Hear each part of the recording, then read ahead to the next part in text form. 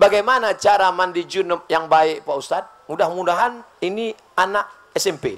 Saya khawatirnya yang nanya ini anak udah 3. Yang pertama, semua basah. Asal semua sudah basah, sah. Yang mana duluan basah Pak Ustadz? Terserah. Kalau kebetulan di sungai, salto. Atau di kolam renang. Nawaitu rafal hadasil akbari an jamil badani. Aku niat menghilangkan najis besar, hadas besar dari badanku. Lillahi ta'ala. Sah. Kalau cerita rukunnya saja, yang penting semua basah. Tapi kalau mau cerita sunnah-sunnahnya, ikut sunat-sunatnya, pertama kali basuh tangan. Iza staiqaza ahadukum min naumihi. Kalau kalian bangun tidur, jangan masukkan tangan ke tempat bejana. Bangun tidur malam, dimasukkan tangan ke bak, ke ember, tak boleh. Kenapa tak boleh? Li'annahu la yadri aina batat yaduhu. Karena kau tak tahu tanganmu tadi malam nginap di hotel mana. Cuci dulu tangan di luar bak, habis itu baru kau masukkan air, cuci tangan, maaf cakap cuci basuh kemaluan, setelah itu baru berwudu, macam wudu solat, basuh kumur-kumur hidung, istinsyak, masuk muka, tangan sampai siku, rambut, ke telinga, kaki, habis itu baru basahi sikit-sikit, basahi kaki sebelah kanan, sampai ke mata kaki, sampai ke betis, sampai ke lutut, sampai ke pinggang, sampai ke perut, sampai basah. Sunnah ini apa manfaatnya? Coba baca tulisan. Stroke di kamar mandi. Kenapa orang stroke di kamar mandi? Karena air dingin langsung siram ke kepala. Ketika kulit kepala terasa dingin, darah dari jantung langsung menyembur ingin memanaskan otak kepala. Tapi karena paralonnya tersumbat, maka macet. Coba putar keran, buka keran besar-besar, tapi kemudian pipanya disumbat. Apa yang terjadi? Bam! Pecah pembuluh darah. Macam paham aja Ustadz nih. Kalau tak percaya sama saya tanya dokter. Betul kan Pak Dokter? Oleh sebab itu maka dipanaskan badan dengan cara sejukkan, dingin, sampai akhirnya kepala basah semua. Itu kalau mau mengikut sunnah-sunnah Nabi Muhammad sallallahu alaihi wasallam. Assalamualaikum Pak Ustadz. Waalaikumsalam warahmatullahi wabarakatuh. Apa pendapat Ustadz Somad terhadap vaksin MR yang sudah dilaksanakan di Kepri khususnya, namun belum memiliki sertifikat halal? Sampai hari ini, Majelis Ulama Indonesia belum mengeluarkan label halal terhadap vaksin itu. Ini vaksinnya. Vaksin ini belum ada label halalnya. Saya sudah telepon langsung ke MUI Pusat. Waktu saya diminta sosialisasi di Dinas Kesehatan. Saya diminta Dinas Kesehatan sosialisasi vaksin bayi dengan vaksin cacar, campak, rubella dengan vaksin berangkat haji. Lalu saya takut salah, saya telepon pusat. Ada tak label halal? Belum ada halal dari pusat. Lalu kenapa masyarakat boleh memakainya? Yang ada fatwa darurat. Kalau darurat pilih 2. Mati atau makan babi? Pilih mana? Mati atau makan babi? Nah, banyak yang mau makan babi kan? Tak boleh kita pilih mati. Masuk ke hutan. Sampai di hutan pilihannya cuma 2. Mati atau makan babi. Tiba-tiba kawan, kau pilih mana? Aku mati aja lah. Tak boleh. Ambil babi, colek-colek pakai kecap. Sementara datang pisang. Tapi kalau pisang sudah datang, tinggalkan babi, makan pisang. Nanti kalau datang vaksin yang halal, tinggalkan yang ini, beralihlah ke yang halal. Kalau mudaratnya tingkat tinggi, tanya dokter kita. Bapak-bapak dokter yang ngaji-ngaji yang amanah, tanya, Pak dokter, bahaya tak kalau ini tak kupakai? Kata dokter yang amanah tadi, kalau tak kau pakai nanti kau mati. Bolehlah, karena darurat. Tapi kalau kata dia, tak apa-apa. Ustadz Somad waktu kecil dulu, saya tanya mak saya, Mak, aku dulu waktu kecil pernah tak disuntik? Kau dari kecil sampai sekarang tak pernah vaksin-vaksin. Karena kita orang kampung. Asal datang dokter puskesmas mau menyuntik, ku larikan kau ke hutan. Sampai sekarang hidup, tak mati-mati. Oleh sebab itu maka, coba tanya dokter yang amanah, apakah kata dia bahaya atau tidak? Kalau kata dia, tak ada tuh Pak, tak bahaya, usah suntik. Tapi kalau kita bahaya, suntik. Cuman yang jadi masalah, udah disuntik, baru nanya saya. Apa boleh buat? Kalau andai pun babi, banyak-banyak istighfar. Astaghfirullah Rabbal baraya, astaghfirullah minal khataya. Mudah-mudahan babi-babi tadi tak bereaksi di dalam. Ustaz Abdul Somad, semoga sehat selalu. Amin. Dalam limpahan curahan rahmat Allah SWT. Bagaimana hukum uang pensiunan halal? Karena sebetulnya dia bekerja, gajinya itu yang diputar ke depan, maka pensiunan itu untuk menjaga dia, supaya anak keluarganya kalau dia sudah mati meninggal dunia, tetap bisa makan andai tak dapat kerja. Itu penghormatan negara untuk dia. Halalan thayyibah. Siapa saja mahram anak di luar nikah Pak Ustadz, anak ibu hamil 3 bulan 4 bulan dinikahkan dia dengan laki-laki, nikahnya sah.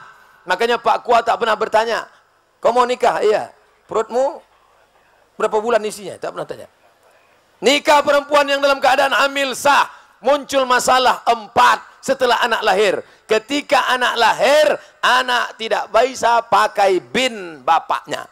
Lalu pakai bin siapa? Terserah, bin kardus, bin botol, bin tiang, bin batang. 2, kalau anak itu lahir laki-laki, setelah itu lahir adiknya perempuan. Ini si abang anak pertama laki-laki, tak bisa jadi wali bagi adik-adiknya. Karena dia bukan saudara seayah, dia saudara seemak. Saudara seemak tak bisa jadi wali. 3, kalau nanti bapak mati meninggal dunia, si anak tak bisa dapat harta warisan. Kenapa? Karena tak ada hubungan nasab antara mereka. 4, kalau kebetulan anak ini lahir perempuan, dipinang orang, mau nikah, si bapak tak bisa jadi walinya. Walinya siapa? Walinya wali hakim Pak Kua. Sampaikan ke Pak Kua. Pak Kua, ada masalah yang mau bicarakan ke Pak Kua. Bisa bicara 4 mata Pak Kua. Kata Pak Kua, jangankan 4, 3 pun bisa apa? Aku dulu begini-begini Pak Kua. Udah lama aku tahu, kata Pak Kua. Jangan menikahkan anak hasil zina. Ini anak saya Pak Ustadz. Ini anak saya, DNA-nya sama, rambutnya sama. Kami sudah cek di rumah sakit di Singapura, sama anak saya. Ini DNA-nya. DNA tak laku mas bro. Salah saya apa? Kau mencoblos sebelum hari H.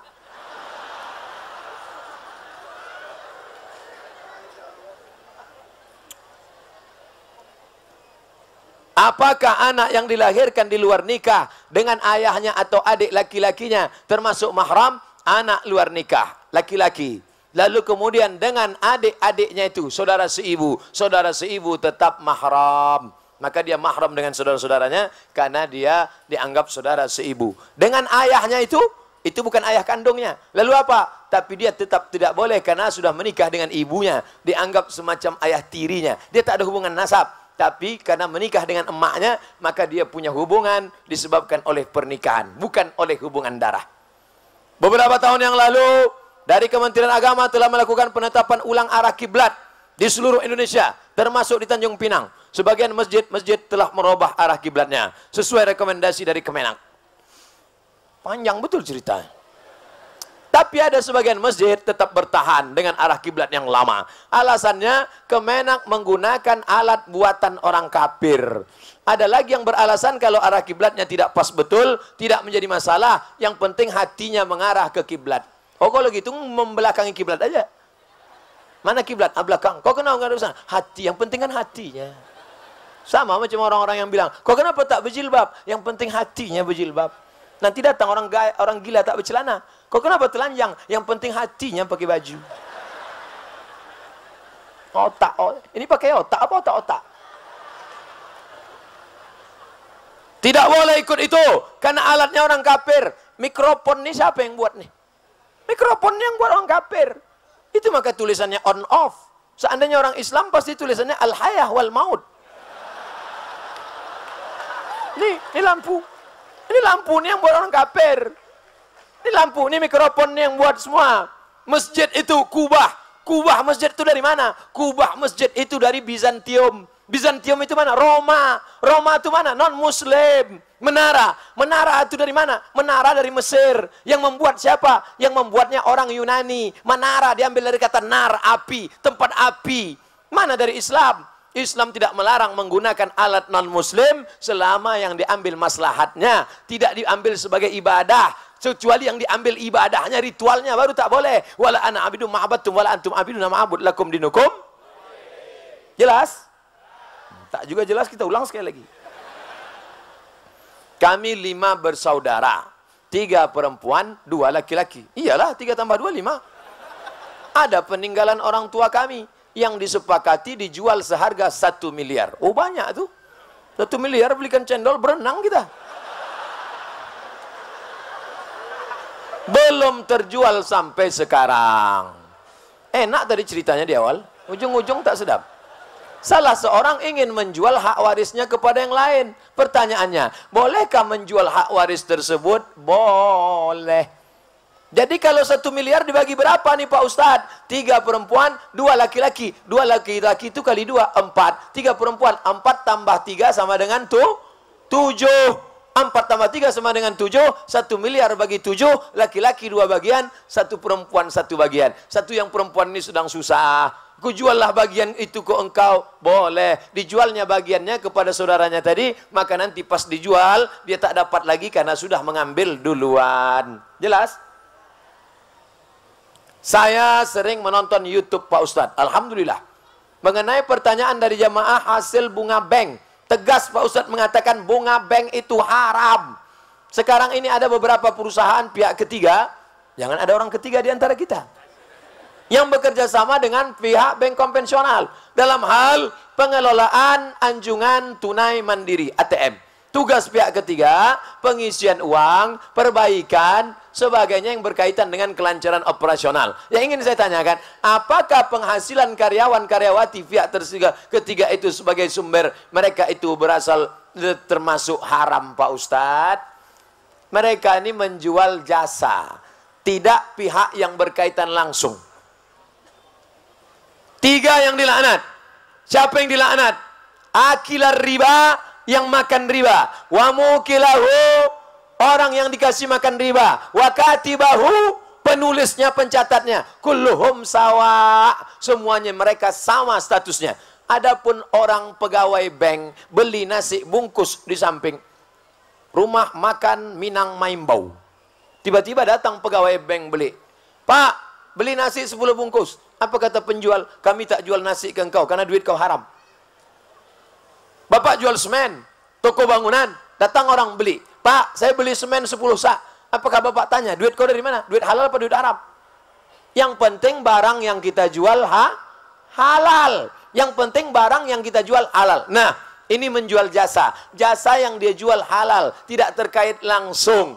Adapun kalau dia langsung baru menjadi haram. Penulisnya, saksinya, orang yang diberi, orang yang memberi, orang yang meminjam, menerima pinjaman langsung. Adapun yang tak langsung, yang terkait dengan operasional, yang terkait dengan tak langsung, maka tidak disebut dengan memakan riba. Bapak Ibu yang dimuliakan Allah Subhanahu wa taala, mudah-mudahan takbir akbar kita malam ini berubah menjadi amal. Tak ada gunanya pengajian ramai. Nanti kalau ditanya orang, bagaimana pengajian malam tadi? Ramai. Apa buktinya ramai? Sampah berserak-serak besok pagi. Semua sampah masukkan ke kantong, yang membawa botol bawa balik, letakkan di tempat sampah. Saya sendiri saya bawa. Nih, tak boleh sebar, saya bawa. Tak boleh berserak-serak karena Islam mengajarkan at-tahuru satrul iman, kesucian, kebersihan sebagian daripada iman. Orang yang mengatakan Islam kotor, Islam jorok, gara-gara melihat lapangan. Tengok tuh, gara-gara Ustaz Somad datang berserak sampah. Maka bersih, koran-koran, kotoran, sampah, bawa semua balik. Dan yang paling penting adalah berubah kajian malam ini menjadi amal soleh. Mudah-mudahan mengalihkan tabungan ke Bank Riau Kepri Syariah, mengalihkan ke bisnis Islami, beramal karena Allah. Yang selama ini memikirkan mati. Kata dia, harta tak dibawa mati, mobil bisa dibawa mati. Kau wakafkan untuk mobil ambulan. Duit bisa dibawa mati, sekolahkan anak yatim. Alhamdulillah Ustaz Somad, sebelumnya jamaah ini pelit, tapi setelah ikut pengajian Ustaz Somad, sedekahnya meningkat. Dulu sebelum pengajian 2000, setelah ikut pengajian 2500.